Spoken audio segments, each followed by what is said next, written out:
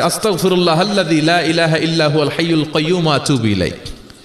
বিশ্বনবী বলেন এই ইস্তেগফারটা যদি কেউ পড়ে, আত-তাওয়াল্লি মিন ইয়াউমিজ জাহাফ, যুদ্ধের ময়দান থেকে পালিয়ে আসা কবিরা গুনাহ। কি গুনাহ? কাফেরদের সাথে যুদ্ধ, আমি তাগড়া যুবক, তলোয়ার নিয়ে নেমেছি, আমার দেহের এক ফোঁটা রক্ত থাকা পর্যন্ত আমি যুদ্ধ চালিয়ে যাব, আমি ফিরে আসতে পারবো না, আইনটা কার? ফিরে আসলে কবিরা গুনাহ। বিশ্বনবী বলেন যুদ্ধের ময়দান থেকে ফিরে এসেছে এরকম কবিরা গুনাহ অবলম্বনকারীও যদি আস্তাগফিরুল্লাহাল্লাযী লা ইলাহা ইল্লা হুয়াল হাইয়ুল কাইয়্যুম ওয়া আতুবু ইলাইহি পড়ে, ওই কবিরা গুনাহকারীকেও ক্ষমা করে দিবে কে? আবার সাইয়েদনা আবু বকর বললেন, ইয়া রাসূলুল্লাহ, এমন দোয়া আপনি আমারে শিক্ষা দেন যেই দোয়াটা আমি নামাজে পড়তে পারি।